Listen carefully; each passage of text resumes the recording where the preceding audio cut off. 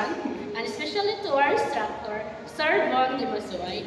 Today, we will going to discuss about the topic everyone thinks about.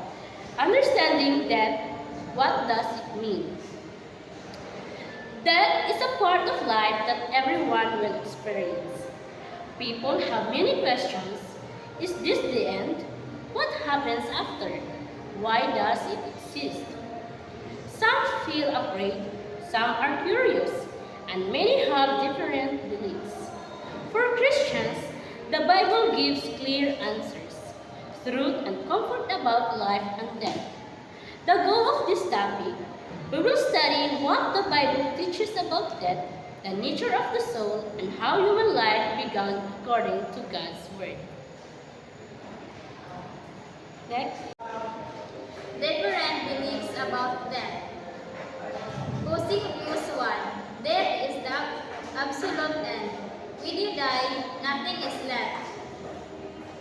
You disappear completely. There is no life, spirit, or existence after death. Opposing views number 2. The soul is immortal. Every person has a soul that never dies. When the body dies, the soul lives and lives on forever, either in heaven, hell, or as a spirit. Opposing number 3. Uncertain, tradition-based, we do not really know.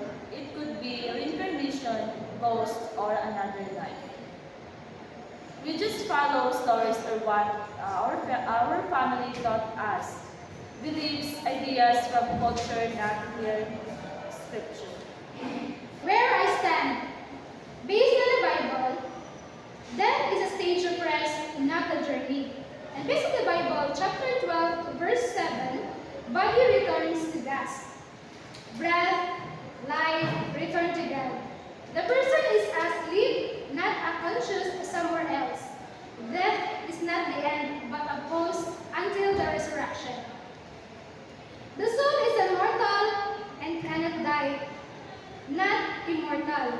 On Ezekiel chapter 18 to 4, the soul whose sin shall be die. Man does not have an eternal soul inside him naturally.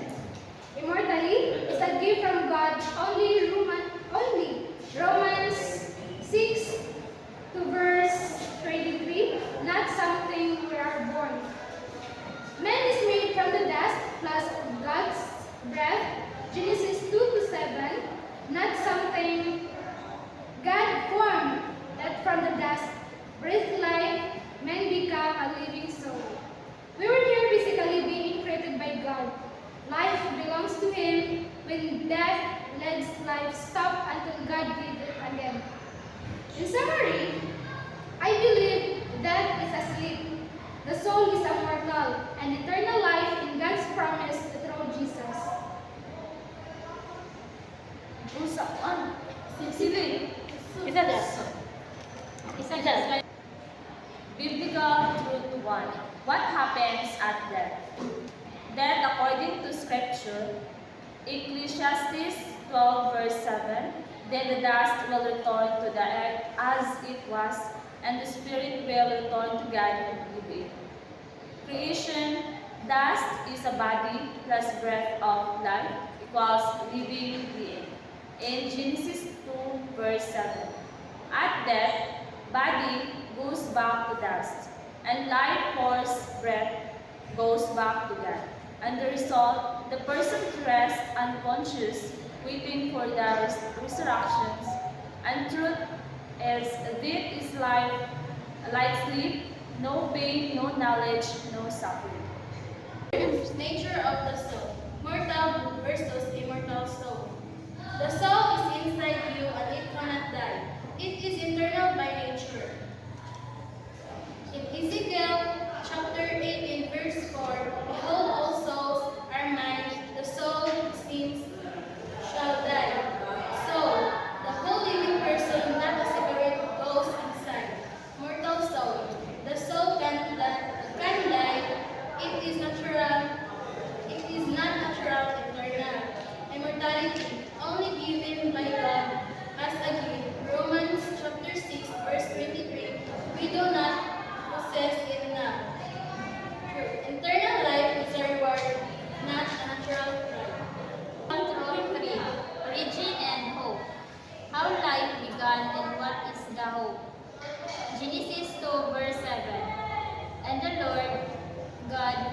man of the dust of the ground, and breathed into his nostrils the breath of life, and man became a living being. 23. For the wages of sin is death, but the gift of God is eternal life in Christ Jesus our Lord. We are made from earth, sustained by God. Death is the result of sin, but it is not permanent. Hope. Resurrection, when Jesus returns, we will live again forever. In truth, life starts with God, ends in rest, and will be restored by God. Conclusion for clear understanding. Number 1, death equals body to dust. Life to God, persons rest in peace. Number 2, soul equals to mortal or dies, immortality in God's gift only. Number 3, origin equals dust plus breath is equal to living soul.